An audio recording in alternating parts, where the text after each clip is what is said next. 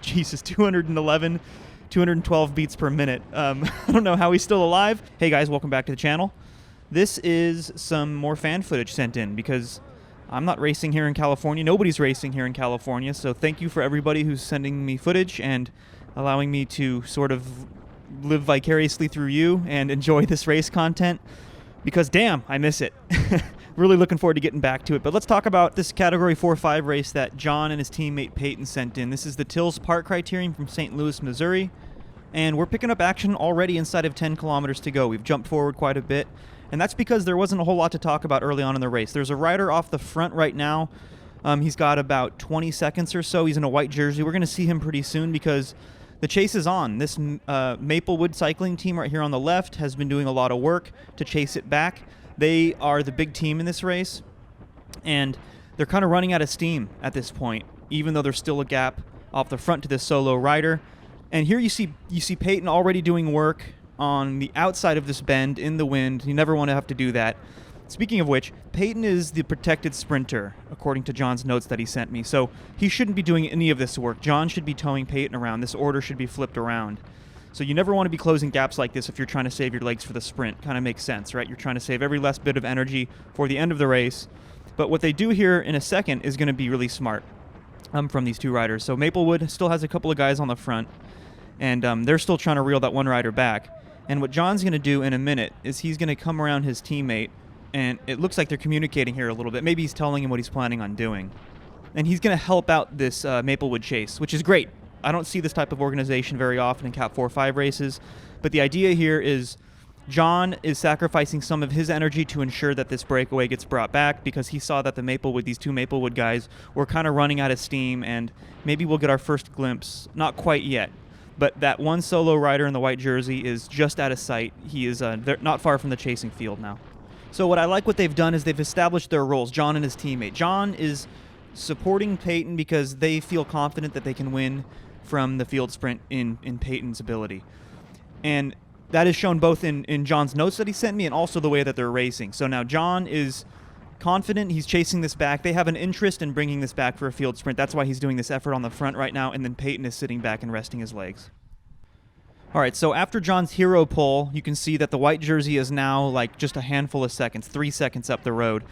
And John's teammate Peyton, you can see him right here, he jumps across that gap. Now, I'm not sure I am very excited about this move. If the whole idea is to save your legs for the sprint finish, you don't want to roll the dice on a late race attack like this, especially up to a rider who's been off the front since like the first couple of laps. You can't really depend on him to really help you contribute to the breakaway effort very much. I do like this attacking style of racing coming from these two guys, but honestly, I would have preferred John to be the one to close those last couple of seconds to the rider in white and allow Peyton to continue to save his legs for the sprint finish.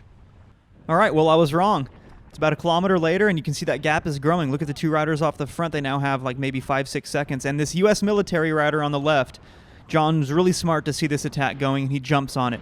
See, the thing is like this U.S. military guy is seeing this gap open up with now 5.5 kilometers to go. We're right near the end of the race, guys. And this is when the panic sets in. People start thinking like, oh, the race is getting away, and I might be losing the race here in the last couple of laps. So this is a great opportunity for John to sit on this wheel, which he's doing, and he gets a free ride up to his teammate. And this is the beauty of teamwork. So now he is doing a significantly less amount of work than this U.S. military rider, while his teammate is still maintaining a gap off the front. And now this is when it gets interesting, right? Because now we have some teamwork dynamic going on. And the real question is, what does John do once he gets across this gap with the U.S. military guy? Because if the plan is still to protect Peyton's legs for the sprint finish, well, he needs to think about what he can do to support that no matter what. Because now they're coming through, what did that say, 4 laps to go. There's less than 5 kilometers to go, and he needs to do whatever he can at this point to make sure that Peyton is positioned well and is saving his legs for the sprint finish. So I'm going to pause it right here, because I want to talk about this opportunity. Maybe you guys see it. I definitely would be thinking about this inside line right here. Think about it. These 3 guys that we can see in frame, tired. And your teammate needs a rest for the sprint finish. He's positioned really well right now, but you need to take the pressure off. And this is your golden opportunity. If you're John, This is your chance to sneak away. You've just gotten a free ride up to the front of the race. There's less than 5 kilometers to go. You need to jam it through this inside line. I mean, the timing couldn't be any better. You see that SUV up the road? Try to catch that SUV. That's all you're thinking about. Put your head down, get a gap. You're going to be doing your teammate Peyton a huge favor. You're going to be doing yourself a huge favor. You're going to be putting yourself in 2 potential winning positions as a team. But the counterattack never comes. John, go for glory, man. Catch that SUV. Oh, it's so hard to watch because he's taking the inside line right now too, but he's just kind of sitting there in the wind. I'm pretty sure that move could have worked right there. Like, nobody wants to chase in the last 5 kilometers of a race. Everyone thinks they're a sprinter, especially Cat 4-5. Everybody thinks they're a sprinter with 4 laps to go. But yeah, there goes the U.S. military guy goes again. So now they're in kind of this weird position. But anyway, it was at this point in the notes that John told me that he was going to attempt to navigate his teammate Peyton up to the front for the field sprint. So let's fast forward a bit and see how he does there. All right, so what's the best way to lead out your teammate for a sprint in the last couple of laps of a criterium? Well, you have to stay together, obviously. The idea is you're benefiting each other and you're looking out for each other's best interests. So the first thing and you have to look out for sketchy riding like that. The first thing I would be doing is looking out for other teams that are organizing towards the front, especially teams with more people. So in this case, it's the United Rentals team, who have a number of guys up towards the front here, one of which is that guy with long hair who just made a really sketchy left-hand turn, and he keeps looking down at his stem or something. If you guys can see that. It's like he's looking at his power meter or something. Don't do that. That's something that you shouldn't be doing in the last couple of laps, is looking down at your power meter. But I did catch a glimpse of Peyton just off to John's right. It looks like Peyton wasn't in John's draft, and they should be thinking about organizing now with 2.5 Ks to go. And it does look like John is looking over his right shoulder. He's looking out for his teammate Peyton. Yep, there he is. Okay, so this is the first glimpse that we've gotten of Peyton in a while. So this is good. Now they found each other. The one thing I would do is get the order different here. I would make sure that Peyton's behind me, not in front of me. Because remember, guys, Peyton is the protected sprinter. They're doing more communicating. I like that. Again, something that you don't see too often. 2 laps to go now, so we're getting right towards the end of it. I would stay away from this United Rentals guy with the long hair on the left. Take a look at him. He just keeps looking down at his computer.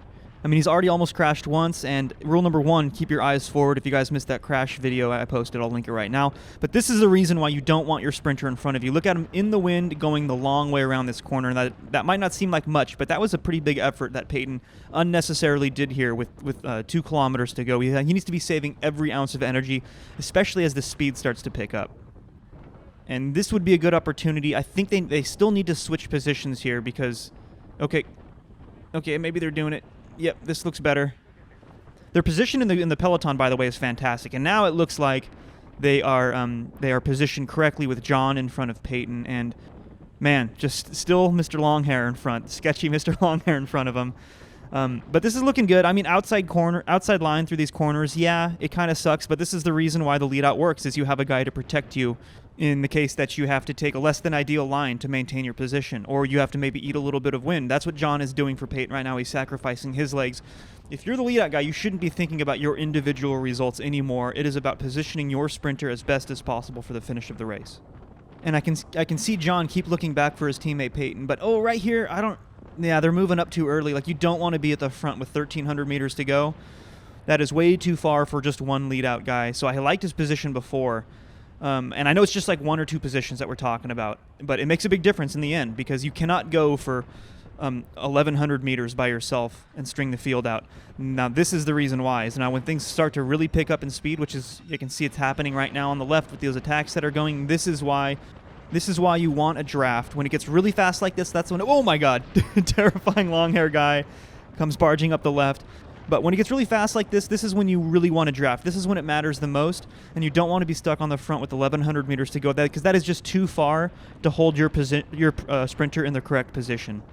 And it's right about now, we're closing in on 700 meters to go, that John needs to think about getting his sprinter, Peyton, right up towards the front, maybe position 2 or position 3. 600 meters to go. It's now or never. John needs to move up and really empty the tank and take that outside line. And yep, there goes Peyton. So Peyton is like, all right, well, I guess it's on me now. And he needs to get behind that rider in orange because that's the right wheel. But instead, he just starts smashing in the headwind the long way around this corner. None of it really makes any sense to me. It looks like he's going for a long sprint, but he didn't have a big pop punchy acceleration, because if you're going for a long sprint like that, you need to establish a gap right away. Anyway, John's work is done. Jesus, 212 beats per minute. I don't know how he's still alive, but he did a good job to position John. He could have done a slightly better job, especially in the last kilometer, to position John in that ideal kind of third or second wheel. But let's jump over to Peyton's footage and see how he fares in the sprint. All right, coming through, 1 lap to go. You can see John right in front of us here with the helmet cam. And the first thing I noticed is Peyton spends a lot of time out in the wind here, kind of for no reason. He's a little bit sloppy. He should be much tighter on his teammate John's wheel. You can see he's letting other riders take that draft, and now he's taking the outside line in the wind. And I wish he had power data to support this, but take my word for it, guys. He's using a lot of energy right now, kind of unnecessarily. He should be on his teammate's wheel. That's the whole point of the lead out. And this is where we're at that spot I mentioned from John's camera, about 700 meters to go, where John should be guiding him towards the front of the race right now and really emptying the tank to get Peyton right in the correct position. And because of that hesitation, this is where Peyton says, well, I guess it's up to me. And he comes flying on the outside here in the wind, and really what he should be doing is getting in the draft of this rider in the orange, or maybe that rider, the front rider in the blue.